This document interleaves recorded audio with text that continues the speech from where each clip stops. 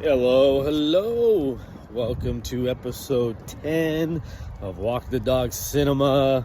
And we are still moving through a month of February and our journey in watching romance movies and movies with the subsets, possibly if I can find them.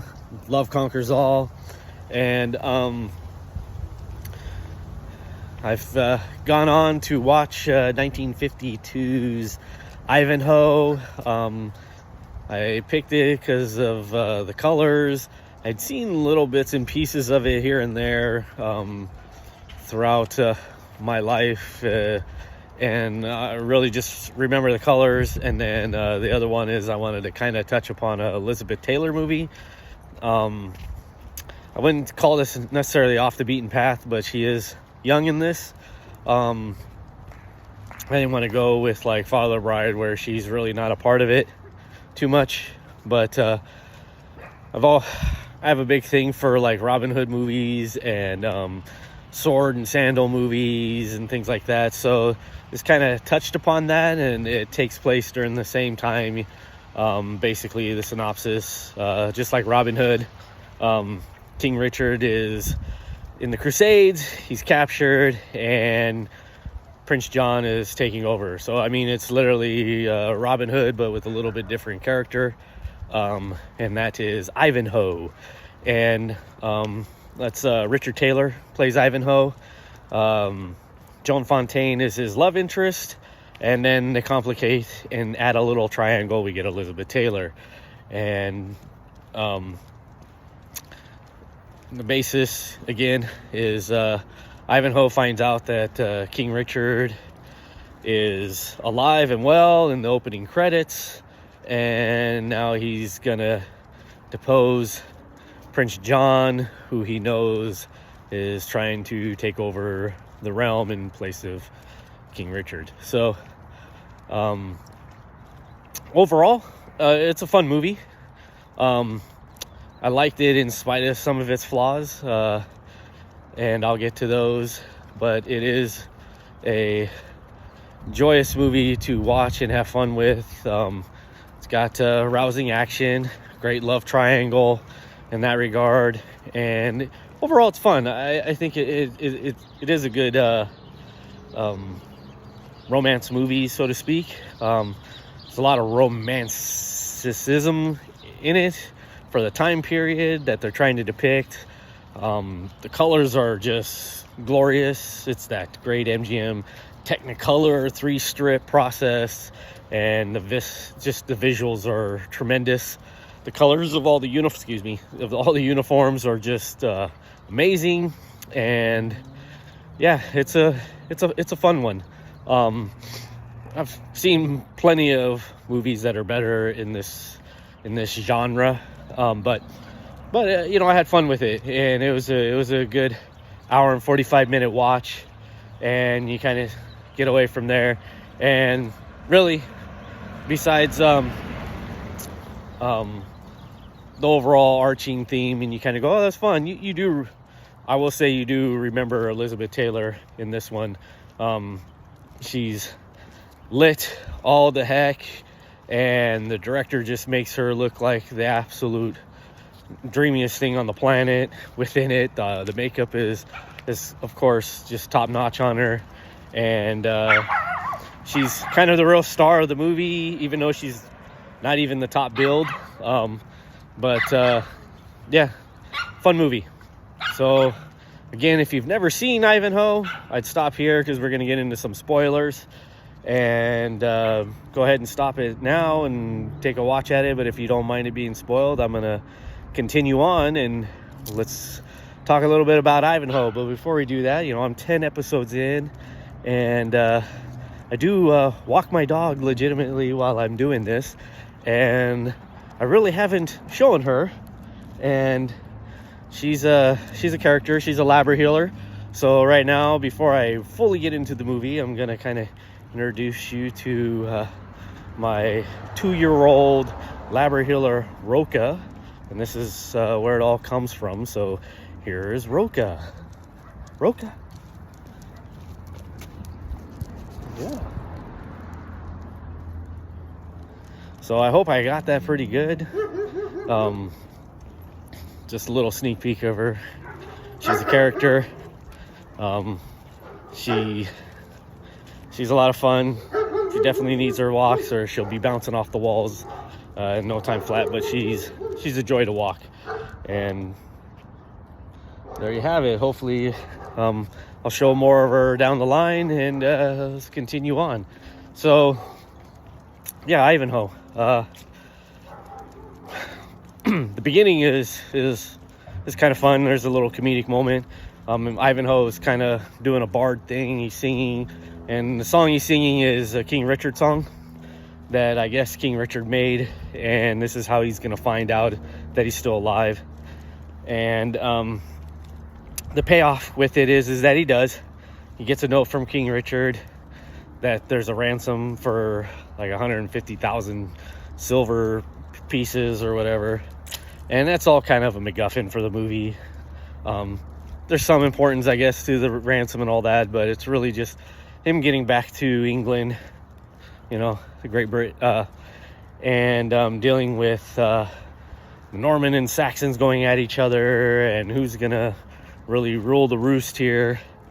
And we find out that Ivanhoe and his dad are at it, all because he went off to find King Richard, where Ivanhoe's dad didn't really want him to do so because King Richard's a Norman, they're Saxons, and they all just don't get along. And there we're introduced to Joan Fontaine, who is Ivanhoe's love, and it's a pretty straightforward part for her. As a matter of fact, kind of that's the whole crux of the movie for me, is that they're all pretty straightforward parts. George Sanders is in this. He was in All About Eve.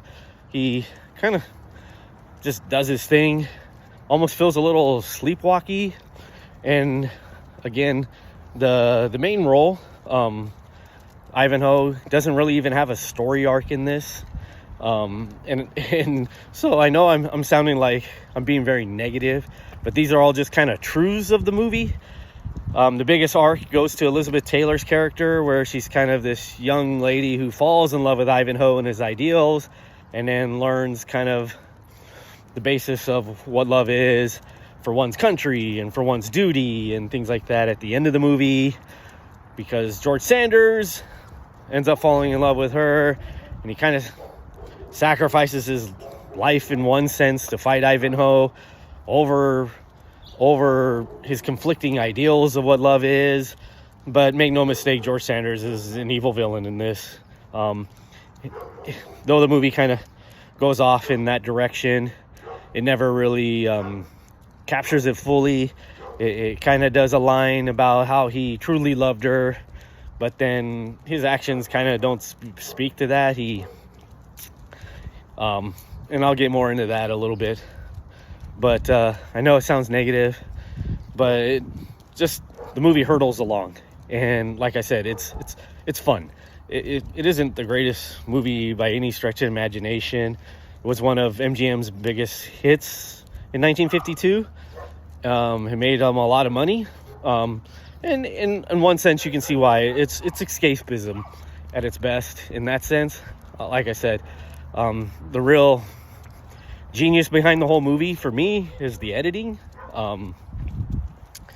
We get to fight scenes. There's a great jousting sequence where Ivanhoe shows up, and he's gonna unseat all the Norman knights who are just part of Prince John's cavalry, and they're evil, and he's taking them out one by one, and it's a thrilling sequence. And the horse stunts are again amazing, and if you've ever ridden horses or ever tried to fall off one in such a manner, you know what they're doing there is quite rousing. And I kind of have a fondness for jousting. I actually did it in life at medieval times, doing the jousting stuff, falling off horses and taking some of the shots and just kind of doing those stunts. So I always get a kick out of watching that stuff.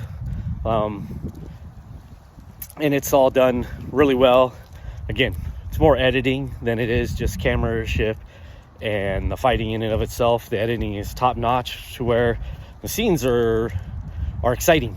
You know, we get great dolly shots of them following the horses and the speed of it all, and it looks brutal, and I kind of like that, you know, with such a colorful picture, but it is rousing and kind of fun. And you know, but the lead actor, I mean, like I said, he doesn't have much of an arc, and he's beyond just even Luke Skywalker vanilla. Even Luke has an arc and has a development.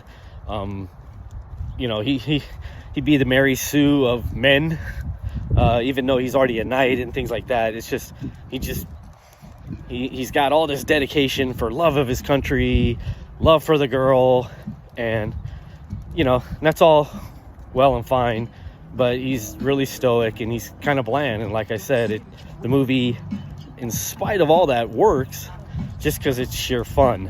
And you know, and then we get to him meeting Elizabeth Taylor, who just kind of is hypnotized by him, and the camera gets hypnotized by her, and just from beginning to end, she plays this like Jewish princess, and she helps Ivanhoe get money for horses. And you know, Elizabeth Taylor does a great job in terms of just showing the immaturity in the maturity. She isn't this kind of damsel in distress. She doesn't play it in such a way, but you know, you can really see just her character kind of coming to fruition of understanding the politics of the world and what's right and wrong and what you should always do in terms of doing rightness. And so she's kind of the center and gravitas of the story. She even Joan Fontaine gets jealous of her because of her beauty, and Ivanhoe, you know, standing up for her against the prejudice of the Jewish people. There's a lot of anti-Semitism within the context of the movie. It's shown to be wrong and things like that within this movie, but at the same time, you know, it's used to galvanize people together and really show both strengths.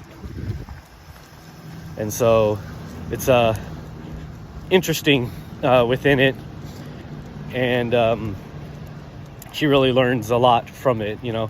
And she has a great scene with Joan Fontaine that she explains how Joan Fontaine explains to how she's jealous of her beauty, and how Elizabeth Taylor has probably stolen Ivanhoe's heart, because you know, Ivanhoe is going to defend her.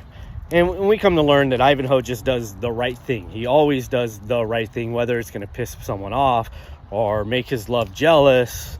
You know, he's going to do the right thing, and that's his character. And that's, you know, and it hurls the script along. We get some rousing sword fights that, from a Hollywood perspective, are really kind of, if you really watch them, quite comical from a sword fighting standpoint. It's just guys kind of whacking their swords together and just bumping shields. Again, the editing is so well done that it all seems rousing and exciting, and you can kind of laugh in spite of it. Ends up happening. George Sanders, the evil knight, carrying out Prince John's will, kidnaps Elizabeth Taylor for himself, for his own personal reasons. He's basically going to force her to marry him, and you know, get all his carnal pleasures from her and everything else. And in doing so, he knows that Ivanhoe's going to come, and he's going to kick Ivanhoe's butt and show that he's the main man on the block. And Ivanhoe does give himself up and gets captured. And then Robin Hood, who's also in this, doesn't have the biggest part, but he has a part. And he lays siege to the castle with just basically arrows and some ladders. It's all kind of, again, a little silly. But again, the editing is pretty ferocious and well done enough that it's all, again, rousing and fun. There's some great dives off of battlements into a moat of water. They're all rather spectacular, and I come to find out that the stuntman who did it is quite famous for it. So that's all interesting. I never knew that, but you could see it from this movie, and they are quite thrilling falls. Like, again, just like the jousting scenes where it looks rather brutal and like legitimately people got hurt. So but I kind of laughed in spite of it, because it just seems like they'd be shooting and arrows are just flying through the air, or it just looks like someone took it and threw arrows outside the camera just at people. Like, I mean, you watch it, I kid you not, like you're gonna just see these arrows flying everywhere. And when you really look at it from the physics of it all, it's funny. It really is. But at the same time, like I said, it all works. The editing's just so well done, just with everything. And there's a great fight at the end. Ivanhoe, he breaks free, and he doesn't actually save Elizabeth Taylor at this moment. George Sanders rides off with her and uses her as a human shield, and that's what I'm saying. George Sanders' character professes his love, but he's basically doing all these dastardly things. So, but the way he kind of plays it up as though he's speaking truth, and the words and actions don't link up, and I get that we're supposed to think he's delusional and all these things. It just kind of, it's silly in that sense. But again, at the end of the day, it all works. It's a great fight sequence between George Sanders, Knight, and Ivanhoe. And again, it's guys whacking shields and clanging and doing all of that stuff. And in that essence, the editing does a great job of making us care about it. And at the end, Ivanhoe wins, and he kisses Joan Fontaine, who realizes, no, your heart was with me. Elizabeth Taylor basically tells her that also, like, Ivanhoe is a great man, and I was foolish to think that he would love me when his heart was always with you. Let me get some, just stuff like that at the end of it. And, those are all fun little things. I enjoyed it in spite of it. I don't know, it's on if you want to watch it, and you don't have it in your collection. If you have HBO Max, you can get it and watch it there. I think it popped up this month. I haven't seen it on there in spite of that. So, it is on like AFI's 100 years of like best romance movies. So it's listed as like one of the best romance movie kind of things for, and in reality there is a lot of romanticism within the film, and then the triangle of it, I don't know about 100 best. There's other romance movies I've seen that are much better. I just reviewed one, Officer and a Gentleman, which is much better than this one within that concept.